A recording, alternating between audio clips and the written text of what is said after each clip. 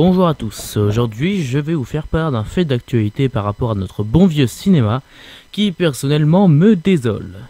Même si elle n'est pas désastreuse, elle m'inquiète sur l'avenir du cinéma. Je voulais vous parler du rachat de la 20th Century Fox par Disney et toutes ses conséquences. Mais pour cela, je pense qu'un retour en arrière s'impose.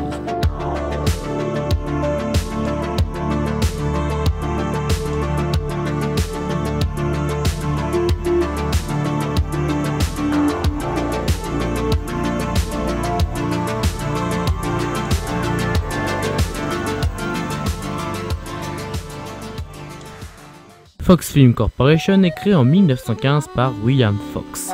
Il ouvre notamment une chaîne de cinéma Fox qui comptera jusqu'à 1200 salles américaines. En 1926, le studio déménage à Beverly Hills, où les locaux se trouvent toujours aujourd'hui. Avec le passage au cinéma parlant et quelques problèmes personnels, le patron frôle la faillite en 1933. C'est alors en plein désespoir qu'en 1935, il remet les clés du studio à deux hommes. Joseph Schenck, ex-président de United Artists, et Daryl F. Zanuck, ancien producteur de la Warner Bros. Finalement, le 31 mai 1935, la Fox devient la 20th Century Fox.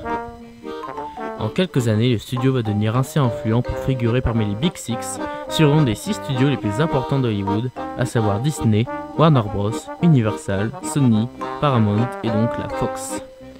Le studio a produit un nombre incalculable de grands classiques du cinéma, comme le film Cléopâtre sorti en 1963 et qui possédait l'un des budgets les plus conséquents de l'histoire du cinéma, 44 millions de dollars à l'époque, ce qui équivaut aujourd'hui à plus de 360 millions de dollars.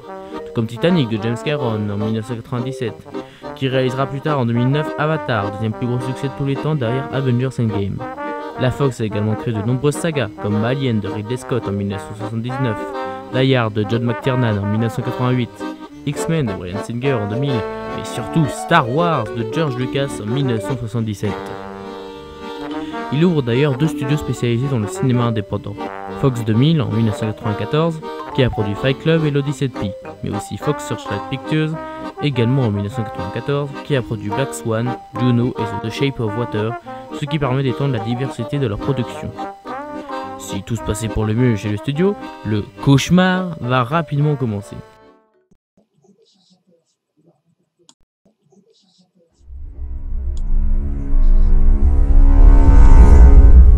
En 2012, Disney rachète Lucasfilm pour 4 milliards de dollars.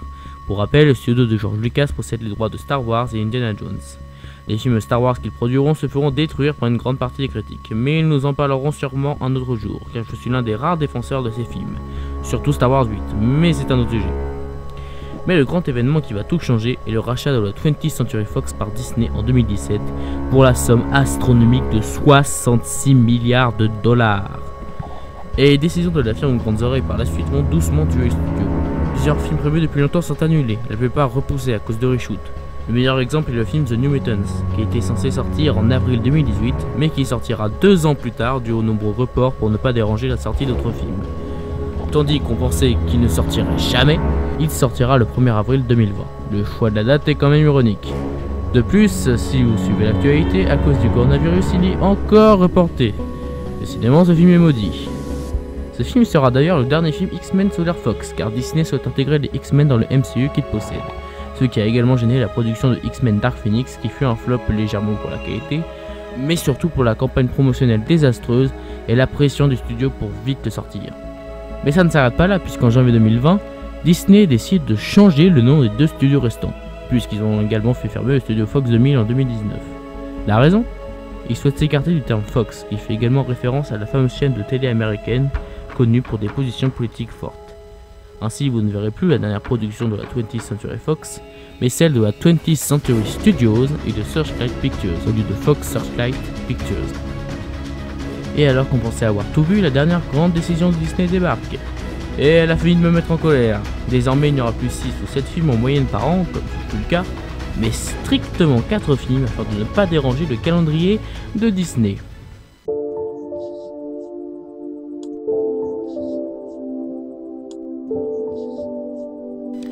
Je trouve ça vraiment navrant. Déjà, limiter le nombre de films à sortir juste pour une question de planning, ça me plaît pas. Ça limite les sorties à de gros blockbusters calibrés pour faire beaucoup d'entrées, et pas forcément des films avec des ambitions plus grandes et donc plus risquées. Ensuite, à cause de ça, vous dérangez encore plus les projets en cours avec des reshoots, des reports et des annulations comme on l'a expliqué. Déjà que vous ne risquerez plus de faire beaucoup de films plus risqués. Si en plus vous dérangez les projets en cours, c'est que vous cherchez vraiment à mal faire. Enfin, changer le nom d'un studio historique de plus de 100 ans juste pour une question d'image, alors que ça fait des années que les gens ne font pas le rapport, c'est la preuve de la mauvaise gestion de ce studio. Toute cette affaire est un exemple d'un problème très grave dans l'industrie du cinéma. Le fait de vouloir passer l'argent devant la créativité et la passion. Car toutes ces décisions ont été prises dans l'unique but de perdre moins d'argent, pour éviter des chutes en bourse. Ce que j'essaie de dire, c'est que ce n'est pas un mal de produire des blockbusters. J'en regarde moi-même beaucoup et j'en apprécie. Je pense même que je regarde beaucoup plus de blockbusters que de films indépendants. Mais il est important de soutenir également le cinéma indépendant, et surtout l'histoire du cinéma, car modifier le nom d'un studio historique rien que pour l'argent, c'est vraiment irrespectueux. Est-il possible désormais de produire des films ambitieux sans crainte de la part du studio? Évidemment, des exemples comme Avatar, Titanic ou The Dark Knight l'ont montré, et plein d'autres encore. Et pour que le cinéma soit meilleur, il faut assembler des projets faits pour l'argent avec les projets ambitieux. Ainsi, les studios sont contents, et les spectateurs regarderont des films importants pour eux, et le cinéma perdurera encore de longues années.